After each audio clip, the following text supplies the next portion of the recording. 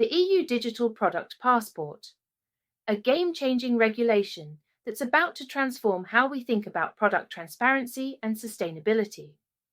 In this video, we'll explore what this means for SMEs as we navigate the new era of product transparency and prepare for the circular economy transition. This isn't just another compliance requirement. It's a fundamental shift that will impact every business selling products in the EU market. So, what exactly is a digital product passport? Think of it as a comprehensive digital identity card for every product. It's a mandated data set that contains detailed product information accessible to consumers, businesses, and regulators alike. The purpose goes beyond simple compliance. This is designed to drive our transition to circular economies with zero waste objectives through enhanced transparency.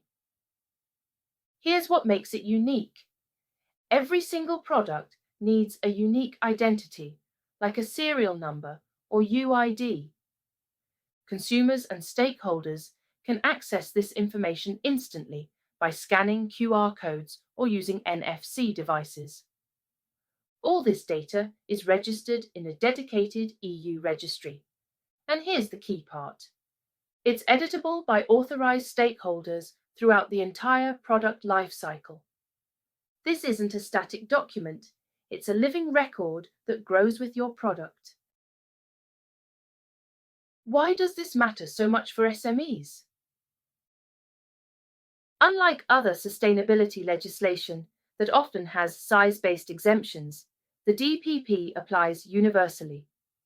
Every single product intended for the EU market requires a digital product passport, whether you're a multinational corporation or a small family business. This is product-based legislation, not company size-based.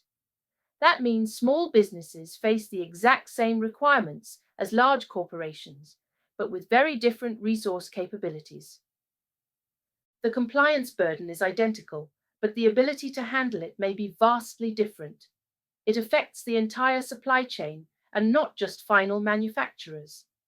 So if an SME is anywhere in the supply chain of products sold in the EU, it will be impacted.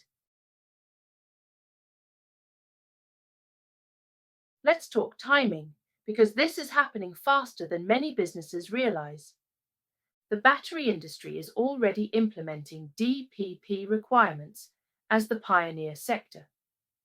They're leading the way and showing us what's coming. By the end of 2025, we expect standards to be finalized for the textiles industry.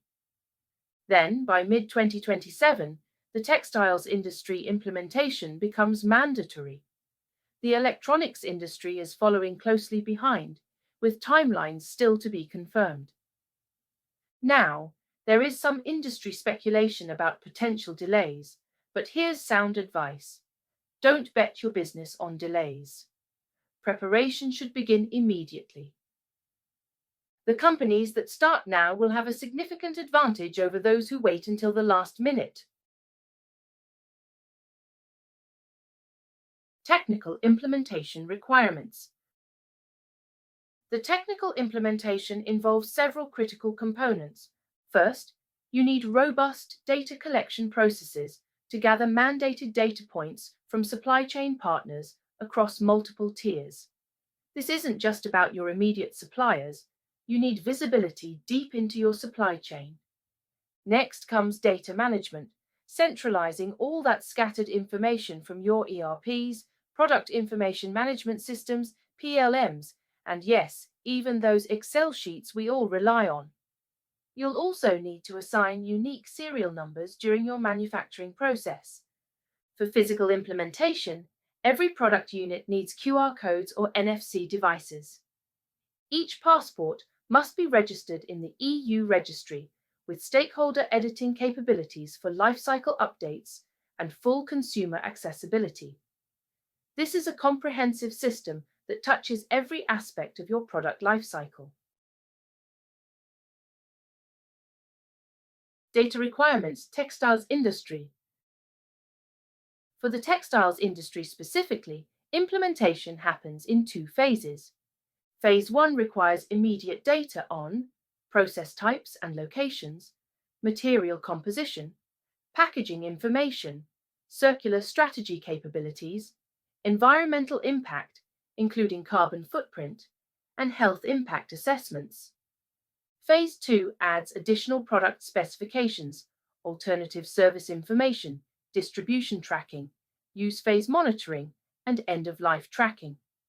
The challenge that's keeping many executives scratching their heads is that most companies have never requested this level of detailed data from their suppliers, and therefore, this represents a fundamental shift in supplier relationships and data sharing. The data collection challenge. This brings us to one of the biggest challenges, multi-tier supply chain complexity. The brand is responsible for collecting data from all tiers of the supply chain. The data accuracy and due diligence remain entirely the brand's responsibility, even if the data comes from suppliers 3 or 4 levels deep. Complex supply chains make data collection exponentially more difficult.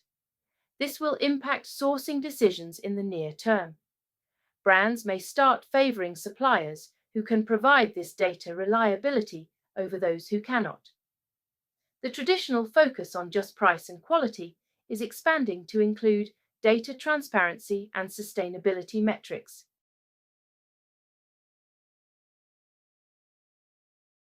DPP as a service solution.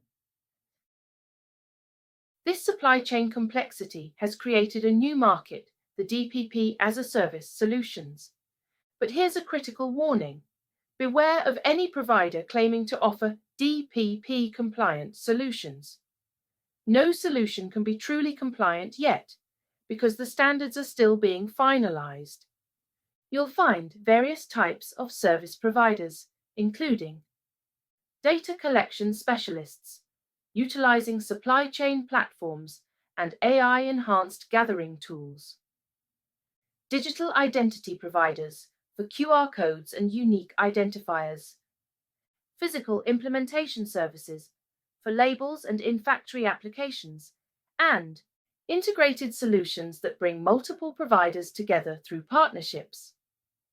One key point to note is that the technology can be outsourced, but the data responsibility cannot. The brand remains accountable for data accuracy and compliance.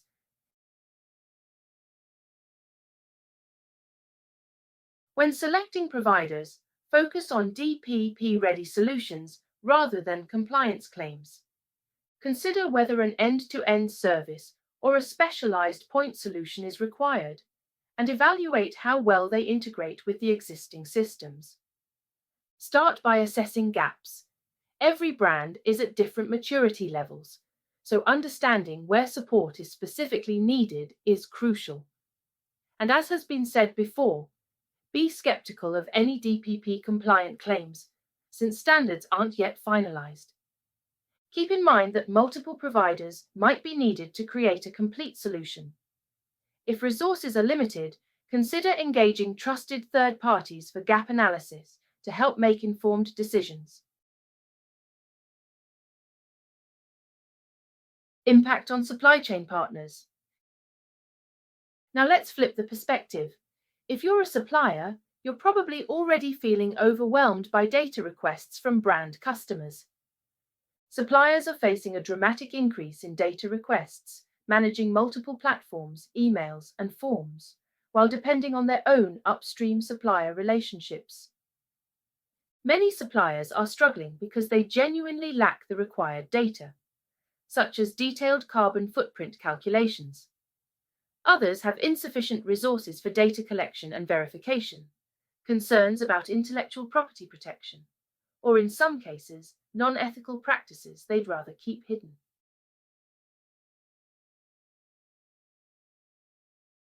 For supply chain partners, my recommendation is simple. Get ready, now. Start preparing for the influx of data requests from your brand customers. Identify your data gaps and know what information you have versus what you need. Engage your upstream suppliers and start conversations about data requirements. Make strategic decisions about which brand relationships to prioritize. You may not be able to serve everyone equally. Invest in sustainability because social and environmental factors are becoming critical for partnerships. And consider this a competitive advantage opportunity. While pricing remains important, sustainability factors are rapidly gaining prominence in supplier selection decisions. Early adopters may secure stronger brand relationships. DPP as a circular economy driver. The DPP isn't just about compliance, it's a fundamental driver of the circular economy transition. The traditional linear economy follows a simple pattern. Take natural resources, make products, consumers use them, then dispose of them as waste. The circular economy model, on the other hand, focuses on reducing waste, reusing materials, and recycling everything possible. It extends product lifetimes, enables efficient recycling, achieves zero waste to landfill, and focuses on material recovery. The DPP enables this transition by providing the transparency and traceability that circular economy models require to function effectively. The DPP enables circular behaviors in several key ways. For consumers, it provides empowerment through informed purchasing decisions based on durability, repairability, and sustainability factors. No more guessing about whether a product can be repaired or recycled. For B2B collaboration, repairers can access spare part information, resellers get detailed product information, and recyclers can improve sorting efficiency. The product history function logs repairs, resales, and refurbishments, enabling design improvements and lifecycle optimization. From a policy perspective, governments can track products and materials across their life cycles to drive informed policy decisions. This creates a data-rich environment that supports evidence-based circular economy policies. This leads us to future market differentiation opportunities. In the current reality, some brands are already using DPP as a market differentiator, showcasing their transparency and sustainability commitment. However, when DPP becomes mandatory, simply having one won't remain a differentiator. The new opportunity lies in differentiating through innovative circular business models enabled by DPP collaboration capabilities. Think enhanced resale programs with accessible product information, improved repair services with component access, deeper consumer engagement through transparency, and partnership opportunities with circular economy stakeholders. The DPP becomes the foundation for entirely new business models. Let's wrap up this video with a possible action plan. Immediately or within the next 6 months, conduct a gap analysis, engage your supply chain partners, and start data collection conversations. Don't wait for perfect clarity on standards. In the short term, say 6 to 18 months, select your DPP as a service providers, begin data centralization, and pilot with key products. Use this time to learn and refine your approach. Medium term, or in 18 to 30 months, implement your technical infrastructure, train stakeholders, and prepare for full compliance. This is when everything comes together. And in the long term, and beyond 2027, you'll achieve full compliance. But more importantly, you'll be innovating with circular business models and using DPP for competitive differentiation. The key takeaway is this: view DPP as a competitive advantage, not just a compliance burden. Companies that embrace this mindset will thrive in the new economy. We hope this presentation has helped clarify both the challenges and opportunities that the EU Digital Product Passport presents. This is a complex transition, but it's also an unprecedented opportunity to build more sustainable, transparent, and profitable business models. If you found this insightful, I encourage you to share it with your network, give it a like, or leave a comment below. Feel free to join our growing LinkedIn network, which is focused on sustainability and circularity. You can also connect with us on LinkedIn, Facebook, and X, and subscribe to our YouTube channel. Visit us at www.practicalsustainability.uk or reach out to us via email at practicalsustainability.coach@gmail.com. The transition to digital product passports isn't just about compliance. It's about positioning your business for success in the circular economy of the future. The time to start is now. Thank you for your attention.